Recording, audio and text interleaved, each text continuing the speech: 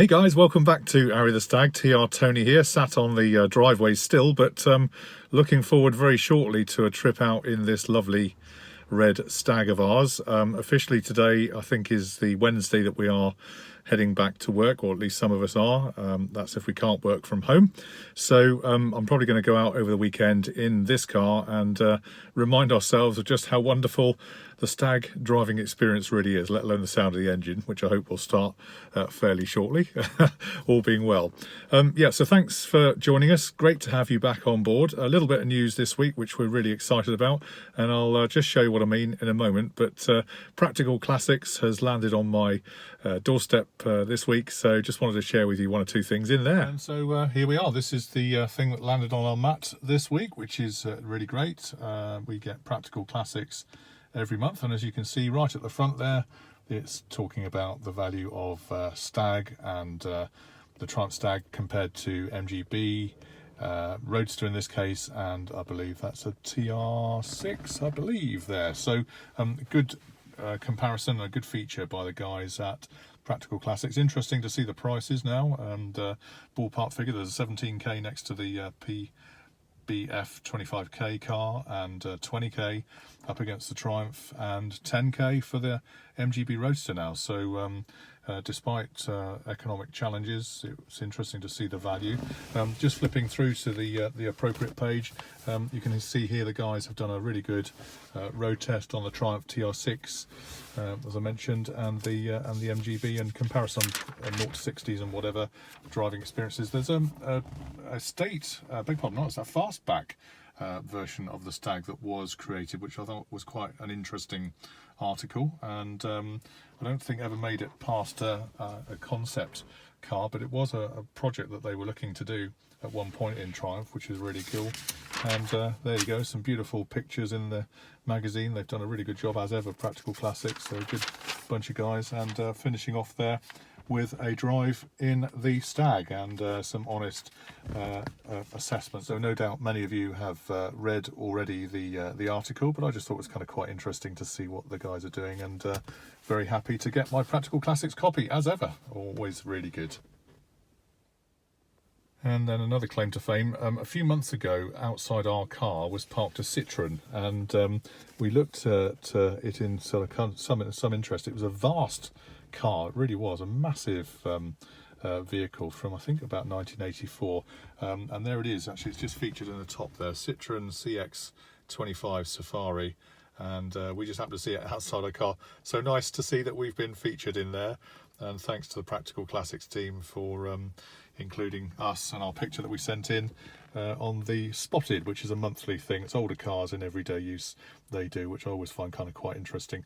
Just imagine how many years that car has been going, and I think it's something to do with one of our neighbours who lives nearby, but the vastness of it and the roof rack on it is just huge. It really is. On an A reg, you don't see too many of those around these days. And as a thank you, I'm indebted to Danny Hopkins and the team at Practical Classics, who sent us a complimentary How to Look After Your Classic Car magazine that they also produce. And this is a sister publication, I think, but he sent us this free of charge, which is very kind. So that's something I can look at and read at my leisure. All is useful, all this, to help us keep our wonderful classics on the road. But good job, you guys. Thank you very much. All right, so good to see some exciting developments on the horizon with Practical Classics, and some recognition in that journal. Just wanted to turn our attention now to the dashboard. Now, some of you will remember some months ago, you may not have seen it, some who've fairly recently joined, we did a little feature on a replacement dashboard that you could buy off the shelf. It was sold in a kit, and I'll show you that in just a bit. Almost like sticky back plastic. It sounds quite unusual and unorthodox, to say the least, but a lovely kind of burr walnut colour. Cost me about 80 quid, I think, something like that. Anyhow, it's been in my bottom drawer for all this time until we get UNY 49M back. We can't really crack on with too much of that kind of stuff, so it's been sitting away quietly. So let's just take a quick look. Okay guys, so I won't go through the whole video again. If you want to see the review of this when I first bought it, I'll put the video link back in the description on this video, but this is how the kit arrives, literally on flimsy backing paper, but I think you can see it's a really good finish. It's sticky on the back obviously, and this is what is the kind of value of this kit. And yeah, all good to get it out. As you can see, it's gone nowhere for UNY49M yet, but that's how it comes. And yeah, looks a really nice polish. And last couple of weeks we had a contact from one of our fans, Chris, who has had a Triumph Stag for quite some time and has taken the lockdown opportunity to start to go through his dashboard and apply this new kit. He saw our earlier film, went off and bought it, and has been through the process of applying it. So in a way, he's actually jumped ahead, so that's really great news, and we're learning something from him now, which is fantastic. But let me just show you what he's been doing. We sent him a number of photographs this week on the process, and I'll talk you through some of the things that he's been doing. Here we have then Chris's Old English White 1974, I think it's a Mk2 Triumph Stag, in beautiful condition, as you can see. I believe it's got just over 53,000 miles on it, which I think is genuine from what I can see and hear from what Chris said. So that's an awesome mileage to have for this car. It's in beautiful nick, as you can see. GNR 166N, so November 74, right smack in the middle of the production run of the Triumph Stag. And yeah, looking really good on Chris's drive. Now, before Chris got going, he thought he'd take a few photographs of the interior for posterity. As you can see, the car itself was in very good condition, including the wood-rimmed Triumph Stag logoed, or Triumph logoed motor litre by the looks of it, steering wheel, which is a fantastic piece of engineering in its own right, I think. You'll see the colour of the Stag dash itself, very much that kind of 70s look. In fact, our car, UNY49M, has the same wood veneer kind of colour, but Chris felt it time to see if he could use the lockdown to review it all and see what he could do using this kit that we were talking about a bit earlier on. As you can instantly see, the veneer is a lot deeper colour, that kind of walnut veneer, but I think that gives that such a depth of colour that makes the Triumph Stag dashboard look even more prestigious. Obviously Chris laid all this out on the floor such that he could get to it with the stick-on panels that I showed you earlier, and I think you can see already it's beginning to shape up. Chris points out that, a bit of a word of warning actually, that when you apply the veneer to the instrument panel, you need about 10 hands and 8 eyes and a lot of good luck to get it in the right position, because obviously you only get the one chance. So it's highly likely that the veneer will sit absolutely around the gauge holes perfectly. So some will be slightly off, and due to that, what he found was use of the modelling knife here. You can see I think it's a Stanley knife here, to remount some of these holes where they didn't quite fit, was a very good practice to make sure that the thing went on together and it looked professional and neat once he'd finished. And a further thing that Chris pointed out with it is that some of the edges do require a bit of thinning in order to be able to refit instrumentation and various instruments later on, as the veneer itself adds to the thickness of the ply trim that's already installed on the car, and so that doesn't make it so easy to refit some of the items after applying what effectively becomes a double veneer. The glove box, I think, yeah, very impressed with. It's come up beautifully, as you can see there, with the air vent on the left and the lock reinstalled back in the glove box lid itself. Beautiful sheen. And I think you can really get to appreciate now the depth of that kind of walnut veneer with that gloss finish. It's looking really cool. Once Chris had done all the sticking on, he started to refit the various panels back into the car, and I think you can see here from the shot of the gear selector area that he's done a really fantastic job. It looks really clean and tidy. I love this whole idea of an overdrive Stag. I've never driven one. I'd like to drive a manual one at some point. I've only ever driven automatics, but this overdrive I think makes all the difference to the driving experience. One thing he did just flag was that these panels are extremely sticky and so you just got to be very careful where you try and put them on, as I mentioned earlier, and it's much easier, he says, using two people to make this happen rather than trying to manfully do it yourself, which is a really good point. He also found that the black indelible pen, which I've not mentioned before, is very useful. So a black indelible pen around the edges of all the panels. Remember that you're sticking this over the original kind of Triumph Stag manufactured panel, so you've got to colour the edges of the panels, and in that way it makes it look as if it's got a deep wood finish all the way through. Otherwise you'll get a disparity of the walnut colour on the one hand and then maybe the kind of sandy colour, that's the carpet I know, but the sandy colour carpet of the dashboard that's underneath. So that way it makes it look real professional, which is awesome.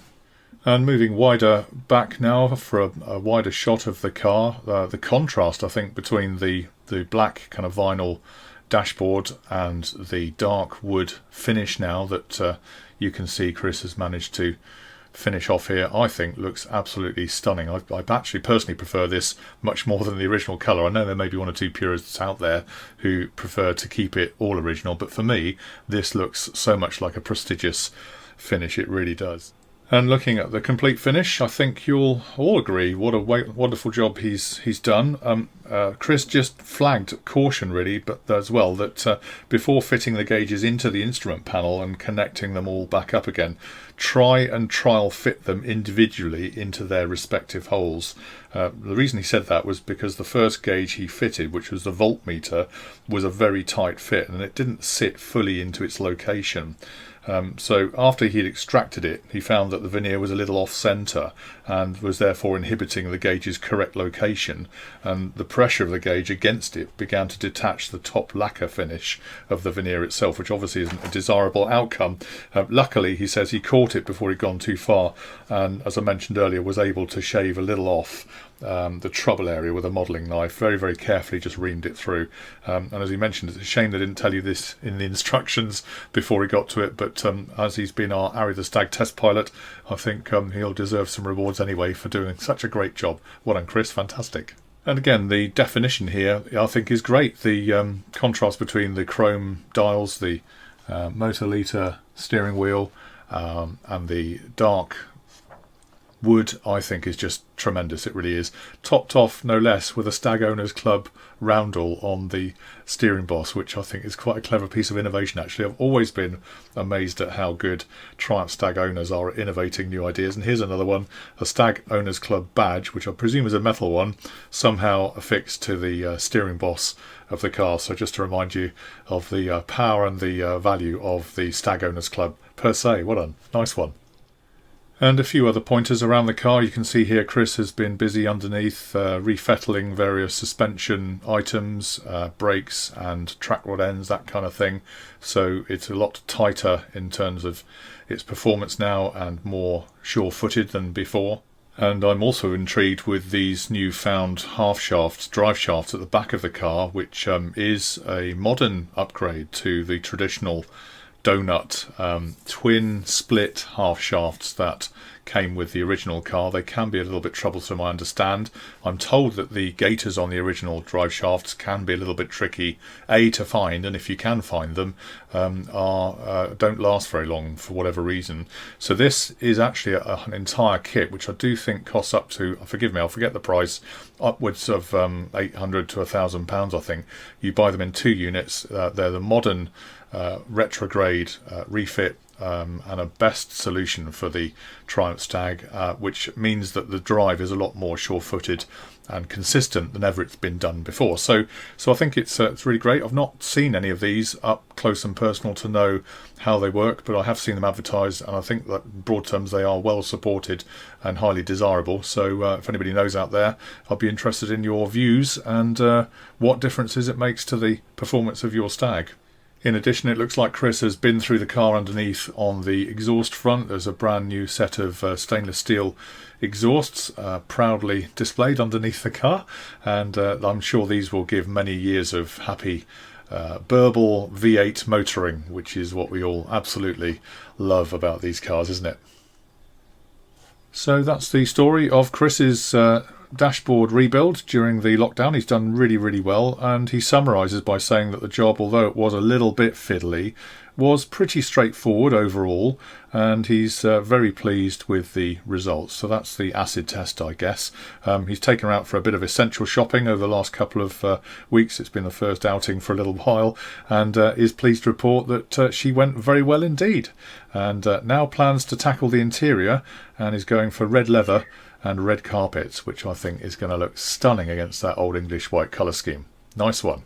Okay, really good, Chris. It's fantastic to see what a fantastic, awesome job you've done to your Stag. I think it's definitely worthwhile doing, and I'm looking forward to doing our car in due course. I know that without breaking any confidences, Chris has had a bit of a tough year this year, so we're sending him all our very best wishes.